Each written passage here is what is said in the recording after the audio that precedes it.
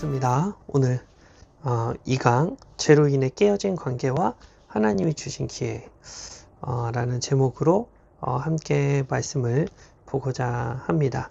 그래서 일단 오늘 이제 말씀 먼저 드리는 거는 성경적 용어와 교회 공동체에서 통용되는 용어의 차이에 대해서 좀 간단하게 설명을 드리고 시작을 하고자 합니다.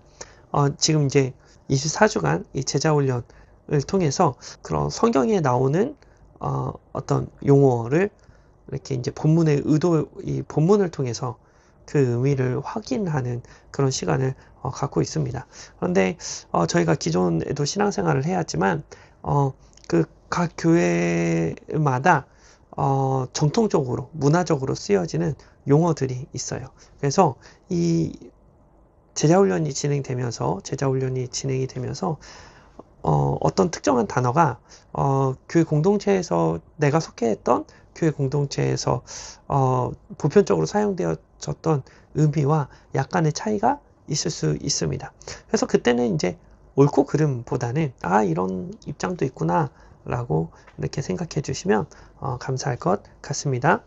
오늘은 창세기 3장 4장을 보려고 하는데 이 3장 4장을 통해서 하나님이 만들어 놓으신 어떤 질서, 창조의 세계, 창조의 섭리가 어떻게 깨어지는지를 우리가 한번 살펴보겠습니다. 자, 창세기 3장을 통해서 확인할 수 있는 인간의 죄를 부분을 보려고 하는데요. 이 첫 번째 질문이 뭐냐면요. 이 뱀은 누구에게 말하고 있습니까? 누구에게 말하고 있습니까? 그렇죠? 이 뱀이 누구한테 얘기하고 있는지를 우리가 잘 살펴봐야 됩니다. 창세기 3장 1절을 보면 그런데 뱀은 야훼 하나님이 지으신 들짐승 중 가장 간교하니라. 뱀이 여자에게 물어 이르되 하나님이 참으로 뭐라 그래요? 너희에게 라고 얘기를 합니다. 그쵸? 너희에게 뿐만 아니라 이 창세기 3장 4절을 보면 뱀이 여자에게 이르되 너희가 결코 죽지 아니하리라. 그쵸? 이 뱀이 여자에게 말하지만 항상 단수로 얘기합니까? 복수로 얘기합니까? 복수로 얘기해요. 그쵸? 왜요? 아담과 하와가 같이 있었기 때문에 그렇습니다. 그래서 이 하와도 어떻게 반응하냐?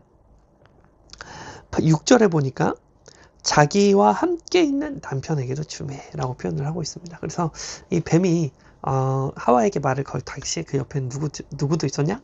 이 남편도 아담도 같이 있었다는 것을 우리가 말씀을 통해 알 수 있죠. 그런데 이 선악과를 먹으면 나타나게 되는 결과를 뱀은 이렇게 소개를 합니다. 창세기 3장 5절인데요. 창세기 3장 5절 보면 너희가 그것을 먹는 날에는 너희 눈이 밝아져 어떻게 되냐? 하나님과 어떻게 된다고요? 같이 된다. 그렇죠? 여러분, 우리가 지난 시간에 하나님과 나와의 관계를 이렇게 한번 살펴봤습니다.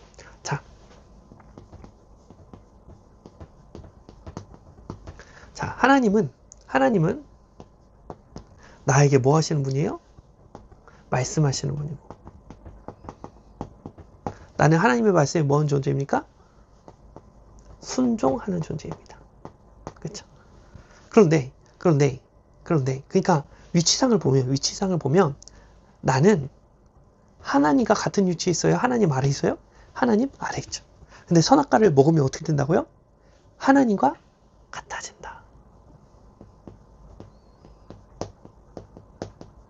그렇죠? 하나님 아래 있어야 할 인간이 하나님과 같아진다. 그렇죠? 이게 선악과를 먹으면 나타나게 되는 효과입니다. 그래서 이 선악과를 먹음으로 말미암아 하나님 아래에 있어야 할 인간이 어떻게 했어요? 하나님과 같아졌다. 그렇죠? 이것을 성경은 뭐라고 얘기하냐? 죄라고 이야기합니다. 이 아담과 하와가 선악과를 먹었습니다. 선악과를 먹으면 하나님이 어떻게 했어요? 반드시 죽으리라 라고 말씀하셨는데도 불구하고 아담과 하와가 선악과를 먹었습니다. 자, 그러면 아담과 하와가 선악과를 먹으면 하나님이 그 즉시 아담과 하와가 선악과를 먹은 걸 아실까요? 모르실까요? 아시겠죠. 그렇죠? 아십니다. 그런데 이 인간이 죄를 짓자마자 하나님이 하신 행동은 무엇이냐? 이 창세기 3장 8절을 보면 그들이 그날 바람이 불 때 동산에 거니시는 야훼 하나님의 소리를 듣고. 자, 하나님이 뭐 하셨어요? 지금 아담과 하와가 선악과 먹은 거 알아요, 몰라요? 알아요. 아는데 알면 어떻게 합니까? 너 이 새끼 너 선악과 먹었어? 이렇게 잡아가지고 막 취조하고 그러는 것이 아니라 동산에 거니시는 소리를 내십니다. 와, 오늘 날씨 정말 좋다. 정말 아름답다. 아이고, 바람이 오늘 시원하네. 이렇게 하나님이 동산에 거니시는 소리를 하나님이 내고 계시는 거예요. 여러분, 하나님은 왜 바로 아담과 하와에게 죄를 이렇게 추궁하지 아니하시고 왜 왜 에덴 동산을 돌아다니시면서 하나님이 계시는 티를 팍팍 내고 계시는 걸까요? 왜 그럴까요? 하나님은 아담과 하와에게 기회를 주고 싶으셨습니다. 어떤 기회요? 스스로 회개할 수 있는 기회를 주고 싶으신 거예요. 그래서 하나님은 아담과 하와 옆에서 아담과 하와가 있는 근처에서 소리를 내시면서 아담과 하와가 스스로 회개하기를 기다리고 계셨습니다. 그런데 아담과 하와는 어떻게 반응하냐? 소리를 듣고 8절에 보니까 아담과 그의 아내가 야훼 하나님의 낯을 피하여 동산 나무 사이에 숨은지라. 하나님이 회개할 기회를 줬어요. 근데 아담과 하와는 어떻게 합니까? 회개하지 않고 동산 나무 사이로 숨어버립니다. 여러분, 하나님과 숨바꼭질 하면 됩니까? 안 됩니까? 안 돼요. 왜요? 하나님은 다 알고 계시기 때문에 그렇습니다. 아담과 하와가 숨어도 하나님은 아담과 하와가 어디 있는지 아실까요? 모르실까요? 아시죠. 그런데 아담과 하와는 숨었습니다. 그러자 하나님이 뭐라고 말씀하시냐? 9절 말씀 보니까 야훼 하나님이 아담을 부르시며 그에게 이르시되 내가 어디 있느냐? 여러분, 아담과 하와가 어디 있는지 알아요, 몰라요? 하나님이? 아셔요.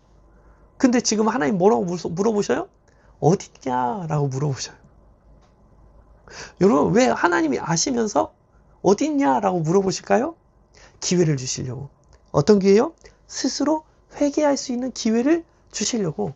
하나님 어디 있는지 다 아시면서도 능청스럽게 모르는 척하면서 또 다시 기회를 주시는 거예요. 내가 어디 있느냐. 그쵸? 우리 하나님 정말 좋으신 분이죠. 자, 그러면 아담과 하와가 이 하나님이 주신 기회를 잡으려면 뭘 얘기해야 됩니까? 하나님, 제가 사실은 선악과 먹었습니다. 선악과 얘기를 먼저 아담과 하와가 먼저 꺼내야 돼요. 그래야지 스스로 회개하는 거예요. 그쵸? 그런데 아담과 하와의 대답은 무엇이냐? 10절 말씀 보니까 이르시되 내가 동산 하나님의 소리를 듣고 내가 벗었으므로 두려워하여 숨었습니다. 그쵸? 숨은 얘기를 합니다. 그렇죠? 진짜 중요한 선악과 얘기를 하지 않아요. 그러자 하나님이 결국에 그 중요한 얘기를 먼저 꺼내시는데요. 11절 보니까 이르시되 누가 너의 벗었음을 내게 알렸느냐? 내가 내게 먹지 말라고 명한 그 나무 열매를 내가 먹었느냐? 자, 선악과 얘기를 결국에 누가 먼저 꺼내셨어요? 하나님이 먼저 꺼내셨어요. 이제 아담과 하와가 스스로 회개할 수 있는 기회가 없는 거예요. 왜? 하나님이 먼저 물어보셨으니까. 자, 그러면 이제라도 하나님이 이렇게 직접적으로 지칭해서 물어보셨으니까 이제라도 어떻게 해야 돼요? 아담과 하와가 죄송합니다 하고 싹싹 빌어야 됩니다. 자, 그런데 아담의 대답은 뭐라고 얘기하냐? 12절 보니까 아담이 대답을 합니다. 이게 중요한데요. 하나님이 주셔서 나와 함께 있게 하신 여자, 그가 그 나무의 열매를 내게 주므로 내가 먹었나이다.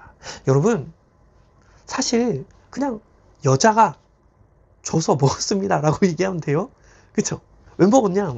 여자가 줘서 먹었습니다 라고 얘기하면 됩니다. 그런데 여자를 여자라고 부르지 않고 뭐라고 그래요? 하나님이 주셔서 나와 함께 있게 하신 여자. 그렇죠? 이 여자 누가 준 거예요? 하나님이 줬다는 거예요. 그러면 지금 아담은 누구 탓으로 돌리고 있는 거예요? 자기가 죄 지은 거 누구 때문이라는 거야? 하나님 때문에. 아니, 하나님 여자 안 줬으면 내가 죄 안 줬죠. 하나님 여자 주셔가지고 내가 죄 지은 것 아니에요. 지가 죄 져놓고 누구 탓해요? 하나님 탓해요. 너무 안타깝게도. 자, 그러니까 아담이 하나님 앞에 회개할 마음이 있어요, 없어요? 없어요, 없어요, 없어요. 그래서 하나님으로부터 이 심판을 받게 됩니다. 그래서 보시면 원래 하나님은, 인간은 하나님의 말씀에 순종하는 존재이죠. 근데 죄를 지음으로 말미암아 하나님과 같아지게 됩니다. 그래서 모든 관계가, 인간이 처한 네 가지 관계가 다 깨지고 마는데요. 죄를 짓자마자 아담과 하와가 한 일이 뭡니까? 자, 7절 말씀 보면, 3장 7절 보면, 그들이 눈이 밝아져 자기들이 벗은 줄 알고 무화과 나무 잎을 엮어 치마로 삼았더라. 그쵸? 자기의, 이때부터 인간이 죄를 짓고 나니까 인간에게 온 것이 무엇이에요? 수치심. 그쵸? 부끄러움, 열등감. 그쵸? 모든 피조물은 하나님 말씀에 다 순종했지만 유일하게 인간만 하나님 말씀에 순종하지 않았기 때문에 수치심, 부끄러움, 열등감이 죄로 말미암아 인간의 마음 깊은 곳에 자리 잡게 되었습니다. 그 전에 인간은 태어나자마자 복을 받은 존재여서 인간에 대한, 자기 자신에 대한 자부심, 기쁨, 자랑스러움, 이런 것들이 있었는데, 이 인간이 하나님과 같아짐으로 말미암아 나와의 관계가 깨지게 되어서 이제는 자기가 나 자신에서 자부심, 기쁨, 이런 것들, 만족감이 있는 게 아니라 수치심, 부끄러움, 열등감이 찾아오기 시작했습니다. 그래서 끊임없이 내가 더 나은 사람, 다른 사람과 비교하게 되고요. 내가 가지지 못한 것을 세워보면서 부끄러워하고, 사람들한테 더 나은 모습으로, 나은 사람처럼 보여지기 위해서 자기 자신을 포장하는 일들이 이때부터 발생되기 시작했습니다. 이렇게 자기 자신과의 관계가 깨지고, 하나님과의 관계가 깨지니까 나와의 관계도 깨지게 됩니다. 자, 그러면 이웃과의 관계는 어떻게 되냐? 자, 3장 16절을 보니까요. 또 여자에게 이르시되 내가 내게 임신하는 고통을 크게 더하랴. 원래 임신하는 고통이 있기는 했지만 고통이 더 크게 더해졌고요.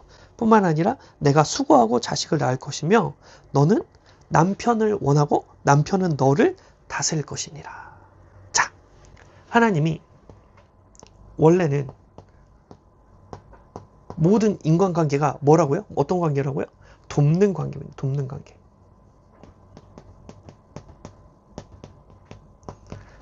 그런데 사람과 사람 사이에 이제 다스리는 일이 발생되기 시작했다는 거예요. 사람과 사람 사이에 상하 관계가 생기기 시작했다는 것입니다.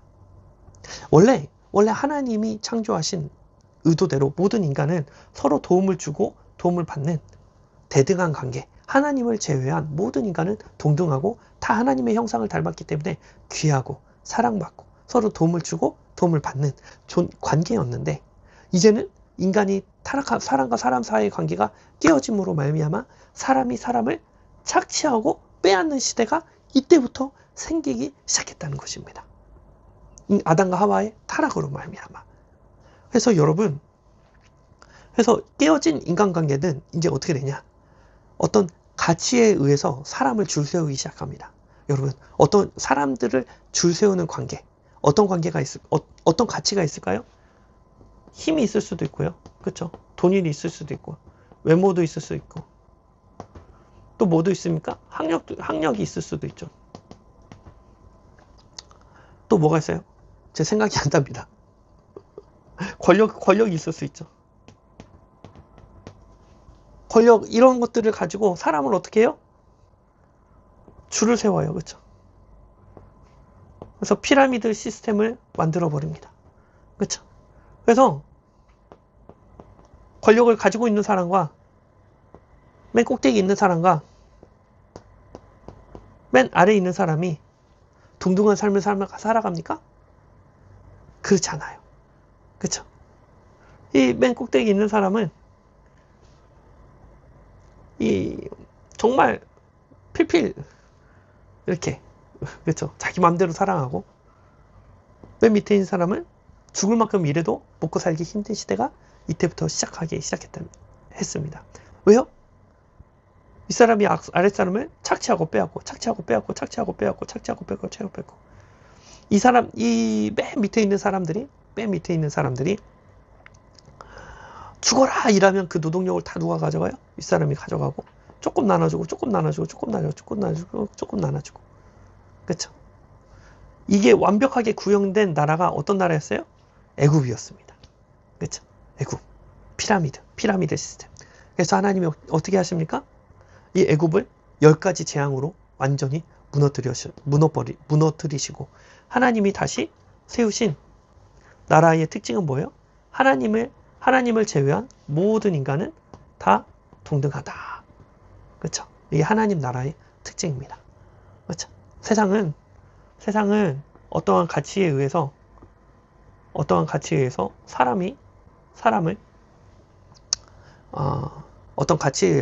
사람들을 줄 세우고 사람을 착취하는 빼앗는 성향으로 점점 발전하고요.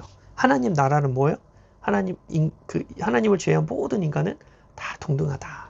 그렇죠? 하나님 형상을 입기 때문에 어떤 사람이든 다 귀하다. 그렇죠? 이것이 하나님 나라와 더 가까운 삶이죠. 근데 인간이 깨어짐으로 말미암아 사람과 사람이 착취하고 빼앗는 시대가 이때부터 발생되기 시작했다. 그래서 사람들과의 관계도 깨어지기 시작했어요.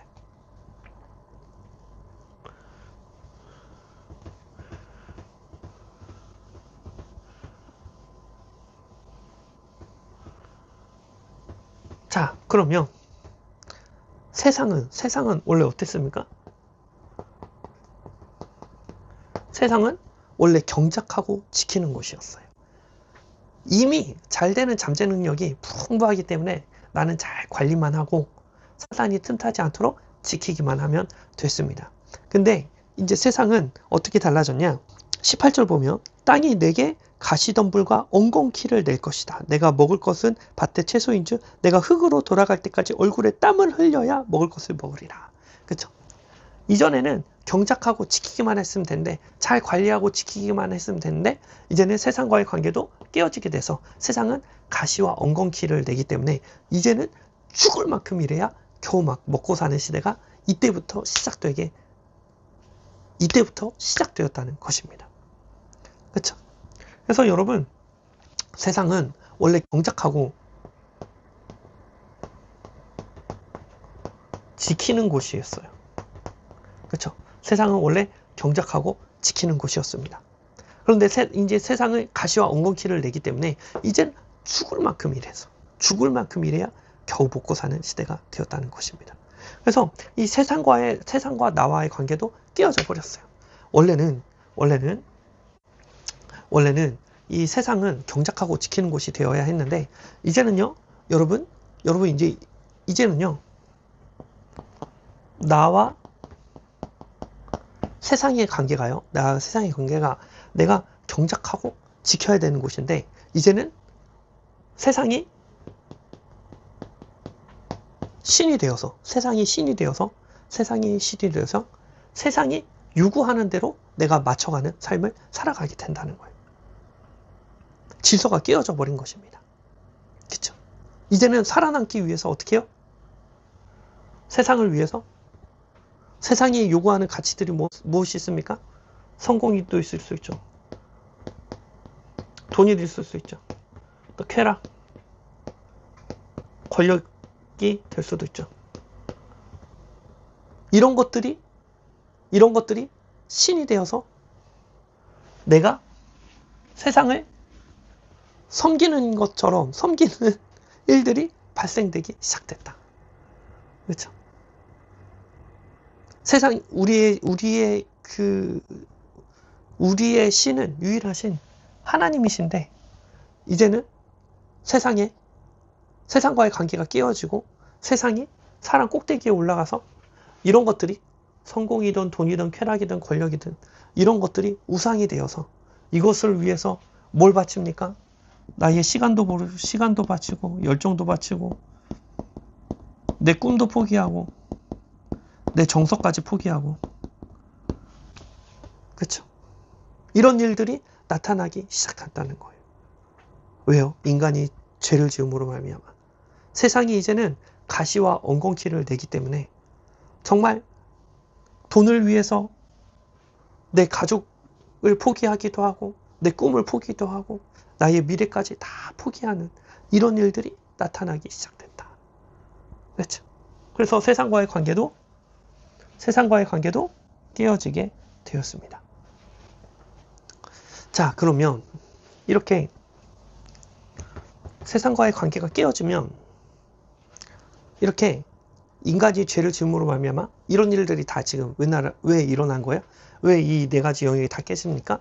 인간이 하나님과 같아짐으로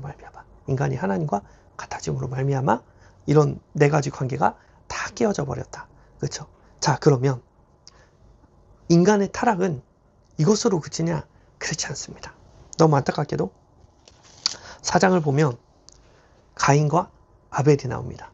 가인과 아벨이 나와요. 자, 가인과 아벨이 나오는데 자, 저를 잘 따라오셔야 돼요. 저를 잘 따라오셔야 돼요. 자, 가인이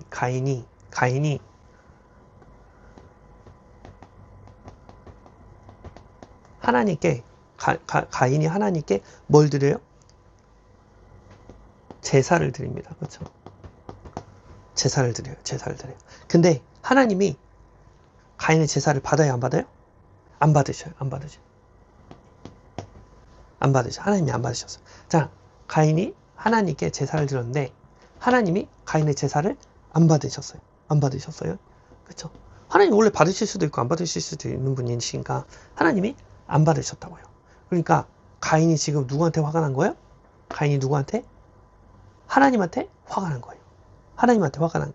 자, 근데 가인이 하나님께 화가 난들 하나님께 복수할 수 있어요, 없어요?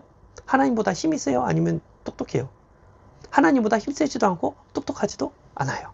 그러면 가인의 입장에서 하나님께 직접적으로 복수할 수 있는 방법이 없죠. 그러니까 누구를 때려 죽여요? 자기 동생 아벨을 때려 죽여요. 누구에게 복수하려고? 하나님께 복수하려고. 왜 아벨을 죽이는 게 하나님께 복수하는 거예요? 하나님이 아벨을 사랑하시니까. 그렇죠? 자, 그래서 이거는 단순히 이 죄를 지금 제가 위치의 변화로 설명을 하고 있는데 아담은요 하나님 아래 있어야 할 인간이 하나님과 같아진 거죠. 그렇죠? 자, 그런데 가인은 지금 어떻게 해요? 하나님과 같아진 것도 아니고 하나님 꼭대기에 서서 하나님을 어떻게 하는 거예요? 내 마음대로 조정하려고 하는 거예요. 그렇죠? 하나님, 감히 내 예배, 내 제사 안 받았어요? 그러면 어떻게 되는지 보세요. 그래서 아벨을 때려 죽이는 거예요. 그렇죠? 죄가 더 발전하기 시작했다는 거예요. 진짜. 자, 보세요. 그래서 인간은 하나님과의 관계에 있어서 세 가지 위치가 있습니다. 그렇죠? 첫 번째 위치는 뭐예요? 하나님을 내 마음대로 조정하려는 거예요. 하나님 내가 봉사 이만큼 했습니다. 하나님 내가 헌금을 이렇게 많이 했습니다. 하나님 내가 이렇게 정성을 다했습니다. 그런데 하나님 내 기도 제목 안 들어주세요? 그러면 어떻게 되는지 보세요. 라는 마음으로 신앙생활을 하는 것이, 하나님을 내 마음대로 조종하려고 하는 것이 가인의 위치에서 신앙생활을 하고 있는 것입니다. 이것은 하나님과의 올바른 위치가 아니기 때문에 이것을 지금 성경에서는 뭐라고 정의하냐? 죄라고 정의합니다. 그렇죠? 자, 그러면 하나님과 같아졌다는 것은 무엇이냐? 하나님과 같아졌다는 하는 것은 하나님의 모든 말씀에 순종하는 것이 아니라 내가 내 인생의 주인이 되어서 하나님, 말씀해 보세요. 내가 들어드릴 수 있는 것만 들어드릴게요. 그쵸? 하나님 인생, 하나님 계획이 있으신 건 알지만 나는 내 인생 살아야 되겠습니다. 내가 돈이 되는 부분만 할게요. 라고 하는 위치가 하나님과 같아진 존재예요. 자, 그러면 하나님 아래에 있다는 것은 무엇이에요? 하나님의 부분적인 말씀에 순종하는 것이 아니라 모든 말씀에 순종하는 삶을 의미합니다. 제가 저는 어떤 위치에 있었냐? 제가 전라도 완도고 완도 호황리 859번지에 살다 왔거든요. 완도에서 이제 기도하면서 하나님께 수능 68일 전부터 새벽 예배를 드렸습니다. 새벽 예배를 드리면서 하나님께 뭐라고 기도했냐면, 하나님, 제가 새벽 예배 드릴 테니까 쓴 대학교 다 붙게 해주세요. 쓴 대학교 다 붙게 해주세요. 자, 뭐예요? 하나님을 지금 내 마음대로 조정하겠다는 겁니다. 그렇죠? 하나님, 내가 새벽 예배 드릴 테니까 쓴 대학교 다 붙게 해주세요. 내가 하나님을 조정하려는 위치에 서 있었던 거예요.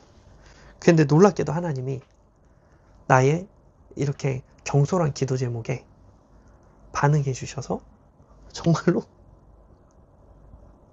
무슨 대학교를 다 붙게 되었습니다. 그래서 서울로 대학을 오게 되었습니다. 그래서 그 은혜가 너무 감사해서 하나님께 뭐라고 기도했냐면, 하나님, 사실 이 대학교 4년 내가 올 수 있는 것도 아니었고 내 실력으로 올 수 있는 게 아니었고 하나님의 은혜로 온 곳이기 때문에 이 대학 4년은 내게 아니라 하나님 것입니다. 그래서 이제 기독교 동아리 봉사도 하고 찬양팀 봉사도 하고 여러 봉사를 통해서 대학 4년을 하나님께 올려드리려고 이제 부단히 노력했습니다. 자, 근데 이렇게 하나님을 경험하다 보니까 이제는 하나님이 궁금한 거예요. 하나님 어떤 분이시지? 하나님 뭘 좋아하시지? 그때부터 말씀을 읽기 시작했습니다. 하나님의 말씀을 읽기 시작했는데, 하나님을 알아가면 알아갈수록 내 삶이 평탄해지고 편안해지고, 이 은혜로운 것이 아니라 하나님을 알면 알수록, 말씀을 알면 알수록 너무 부담스러운 거예요. 하나님 너무 많은 걸 요구하시더라고요. 그래서 제가 뭐라고 고백했냐? 하나님 계획도 있지만 나도 내 인생의 방향이 있습니다. 하나님 감사헌금 하고 11조 하고 그럴 테니까 더 이상 관여하지 마세요. 나는 내 인생 살겠습니다. 그렇죠? 이게 뭐예요? 하나님과 같아진 위치죠. 내가 원하는 것만 순종하고 너무 부담스럽게 얘기하시면 안 듣는 거예요. 귀 막고. 그렇죠? 이런 삶을 살다가 제가 졸업할 때쯤 돼서 내가 부단히 목표를 세우고 부단히 노력해서 그 일을 성취해서 나타나는 결과보다 하나님의 말씀에 순종해서 나타나는 결과가 결국에 나에게 훨씬 더 유익하더라고요. 내가 꿈을 정하고 목표를 정하고 계획을 세워서 부단히 노력해서 성취해낸 결과보다 하나님의 말씀에 순종한 결과가 저에게 결과적으로 훨씬 더 유익하더라고요. 그래서 그것을 알아가고 깨달아질수록 어떤 마음이 드냐? 내가 계획을 세우고 연구해서 고민해서 내가 계획을 세워서 이루어낸 결과물보다 하나님의 말씀에 순종해서 나에게 얻어지는 결과가 결국에 나한테 훨씬 더 유익이 되네? 나에게 훨씬 더 좋은 일이네? 라는 경험을 한 번씩 경험하기 시작했습니다. 그래서 이제는 어떤 생각이 드냐? 내가 하나님의 모든 말씀에 순종하는 것이 결국에 나에게 더 남는 장사구나, 유익이구나, 이 사실을 발견하기 시작했습니다. 그때부터 하나님의 말씀에 어떻게든 순종하려는 발버둥이 시작된 것 같습니다. 이것이 바로 신앙의 여정인 것 같습니다. 신앙의 여정. 보세요, 여러분. 지금 저와 여러분들은 하나님과의 관계에 있어서 어느 위치에 있으십니까? 하나님을 내 마음대로 조정하려고 합니까? 하나님 말씀에 부분적으로만 순종하려고 합니까? 하나님의 모든 말씀에 순종하기 위해서 발버둥 치고 계십니까? 혹시나 하나님을 내 마음대로 조정하려는 위치에 있으시거나 하나님과 동등한 위치에서 내가 원하는 것만 취사 선택하는 삶이라 할지라도 여러분 기대하십시오. 왜 여러분들이 6이 있거나 6이 있냐면 앞으로 경험할 하나님의 은혜들이 무진장 많기 때문에 그렇습니다. 그래서 옆에 있거나 꼭대기 있다 할지라도 절대 낙심하지 마시고 오히려 여기 이런 위치에 있을수록 내가 하나님을 알아갈 것이 아주 무궁무진하게 많이 있구나. 오히려 하나님의 충만한 은혜가 나를 위해서 기다리고 있구나 라고 생각하시면 더 좋을 것 같습니다. 그래서 어떤 위치에 있든지 낙심하지 마시고 예수님께 구하고 찾고 두드리면 하나님이 가장 좋은 것 주시고 가장 좋은 길로 인도하여 주시기 때문에 하나님의 은혜로 말미암아 모든 말씀에 순종하는 위치에까지 나아가시는 저와 여러분들 되시기를 주님의 이름으로 축복합니다. 자, 그러면 사실 자 보세요. 그러면 인간이 지금 모든 관계가 다 깨졌잖아요. 그러면 그러면 결국에는 이 자리에 있어야지 모든 유익을 내가 다 누리는데 지금 이 자리에 우리가 없으면 못 누리냐? 그러진 않습니다. 여러분, 나는 하나님의 말씀에 순종하지 못했지만 여러분 놀랍게도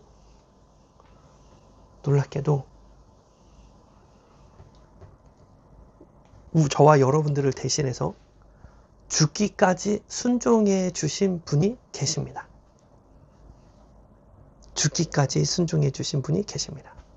그분이 누구예요? 바로 예수님이에요.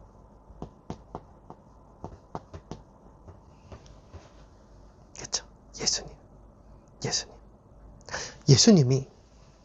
예수님이요 하나님의 말씀에 죽기까지 순종해 주셨습니다. 그렇죠? 그래서 여러분 우리는 하나님과 같아지거나 하나님 꼭대기에 있어서 모든 질서가 다 깨졌지만 우리가 예수님 안에 있으면 모든 관계가 예수님으로 말미암아 다 회복되어서 이 회복되어서 나타나는 모든 복과 은혜들을 우리가 예수님 안에서 다 누릴 수 있습니다. 이것이 복음이에요. 예수님이 다 해주셨습니다. 내가 자격 없어도 예수님이 다 해주셨어요. 그래서 여러분 이것을 우리가 기쁨으로 누릴 수 있어요. 어디 있을 때? 예수님 안에 있을 때. 마치 이런 거죠. 여러분 요새 냉장고 보면 실내가 막 들여다 보이는 냉장고 막 그런 것들 있죠. 자, 그런 것들 제가 알아보니까 5천만 원 된다고 합시다. 5천만 원. 근데 내 수중에는 얼마밖에 없냐? 5만 원밖에 없어요. 5만 원. 자, 5만 원을 가지고 5천만 원짜리를 누릴 수 있어요? 없어요? 못 누려요. 누리려면 어떻게 해요? 5천만 원이 필요해요. 그렇죠? 5천만 원이 필요해요. 그래서 5천만 원 없으니까 그 5만 원밖에 없으니까 5천만 원짜리 그 냉장고를 못 누린다고요. 그런데 제가 인터넷으로 막 검색을 하니까요. 여러분 무슨 제도가 있어요? 렌트 제도가 있어요. 월 10,000원이면 5천만 원짜리 냉장고를 누릴 수 있다는 거예요. 비록 내가 5천만 원짜리 냉장고를 누릴 수 있는 돈이 없지만 렌트를 하면 5천만 원짜리 냉장고를 누릴 수 있다는 거예요. 그만큼 돈이 준비되어 있지 않더라도 누릴 수 있다는 거예요. 마찬가지로 저와 여러분들은 하나님의 말씀 앞에 불순종한 존재이기 때문에 이 복을 다 누릴 수가 없습니다. 그런데 이것을 다 완성하시고 순종하신 분이 계십니다. 그분이 누구예요? 예수님이에요. 예수님 안에 있으면 우리가 이 네 가지 회복된 관계를 다 누릴 수 있게 된다는 거예요. 그래서 바울도 자꾸 뭐라고 하냐? 옛사람의 옷을 벗어버려라. 새 사람의 옷을 입어라. 그렇죠? 예수님 안에 있으면 새로운 피조물이라. 바울이 자꾸 뭘 얘기합니까? 예수님 안에 거해야 된다. 예수님 안에 거해야 된다. 믿음으로 살아야 된다. 이 얘기를 자꾸 강조합니다. 왜요? 예수님이 모든 관계를 다 회복시켜 주셨기 때문에 그렇습니다. 그래서 여러분, 우리가 예수님 안에 있으면 이 네 가지 관계를 다 누립니다. 여러분, 잘 볼까요? 우리가 항상 기도하면 누구 이름으로 기도해요? 예수 이름으로 기도해요. 왜요? 예수님 죽기까지 순종하셔서 하나님과의 관계가 회복되어졌기 때문에 우리는 예수님이 없으면 하나님으로부터 심판받을 존재이지만 예수님 때문에 하나님의 자녀가 되어서 예수 이름으로 하나님께 기도하는 거예요. 그렇죠? 여러분, 예수님 안에 있으면 내 안에 있는 수치심, 부끄러움, 열등감이 일시적으로 단번에 다 해결이 됩니다. 왜냐면요. 여러분, 우리가 부끄러움, 수치심, 열등감 같은 게 열등감이 있다 보니까 우리가 자꾸 뭘 합니까? 나를 포장하기도 하고 나를 꾸미기도 하고, 그쵸? 비싼 것들을 사기도 합니다. 비싼 가방, 막 1000만 원짜리 가방, 뭐 1억짜리 자동차, 뭐 큰 집을 사면은 마치 내 가치가 올라가는 것처럼 보여집니다. 근데 여러분, 내가 100만 원짜리 사면요, 옆 사람은 500만 원짜리도 있고요. 내가 1000만 원짜리 사면요, 5천만 원짜리도 있습니다. 그쵸? 이 비교하면 끝이 없어요. 그쵸? 근데 우리 인간은 여러분 아시다시피 내가 뭘 소유한다고 해서 내 가치가 올라가는 건 아닙니다. 우리의 가치는 소유에 의해서 결정되는 게 아니에요. 그쵸? 소유에 의해서 결정되는 것이 아닙니다. 자, 그러면 우리의 가치는 뭘로 인해서 결정이 되냐? 내 영혼의 값에 의해서 내 가치가 결정이 되는 거야. 내 영혼의 값. 자, 그러면 내 영혼의 값은 뭡니까? 저와 여러분들의 영혼의 값은 무엇입니까? 하나님이 지불하셨습니다. 뭘로요? 예수 그리스도의 생명으로요. 예수님의 피값으로 말미암아 저와 여러분들의 가치를 결정해 주셨다는 것입니다. 그렇죠? 여러분, 예수님의 생명보다 더 귀한 게 뭐가 있습니까? 그렇죠? 1000만 원짜리, 5천만 원짜리 명품 없어도 난 소중한 존재예요. 왜요? 예수님 피값을 주고 산 존재이기 때문에 그렇습니다. 내가 능력이 없다라도 나는 귀한 존재예요. 왜요? 예수님의 피값을 주고 산 생명이 있기 때문에 그렇습니다. 예수님의 피값을 주고 샀기 때문에 그렇습니다. 여러분, 내 외모가 화려하지 않는다고 할지라도 나는 어때요? 소중한 존재예요. 왜요? 예수님의 피값을 주고 산 존재이기 때문에 그렇습니다. 내가 뭘 성취하지 않아도, 성공하지 않아도, 내가 별 볼 일 없다 할지라도 나는 귀한 존재예요. 왜요? 내가 뭘 이루어서 귀한 존재가 아니라 예수님의 피값을 주고 산 생명이기 때문에, 내 영혼을 위해서, 내 영혼을 살리시기 위해서 예수님이 생명을 들이셨기 때문에 내가 귀한 존재라는 것입니다. 그래서 예수님 안에 있을 때 나와의 관계가 회복이 되죠. 나와의 관계가 회복이 됩니다. 자, 나와의 관계가 회복이 되면 나 같은 죄인 살리신 주님의 은혜 고마워. 그쵸? 나와의 관계가 회복이 되면 이웃과의 관계도 회복이 됩니다. 왜요? 하나님이 나를 귀하게 여기셨듯이 내 옆에 있는 사람들도 어떤 존재예요? 예수님의 피값을 주고 산 존재이기 때문에 귀하게 여기는 거예요. 그쵸? 사람이 사람을 귀하게 여기고 돕는 자로서의 삶을 살아갈 때 사람과의 관계가 회복이 되죠. 그쵸? 우리는 이제 더 이상 세상의 가치를 인생의 주인으로 사는 것이 아니라 세상에서 우리는 새로 삶을 살아가게 됩니다. 그렇죠? 경작하고 지키는 삶을 다시 살아가게 됩니다.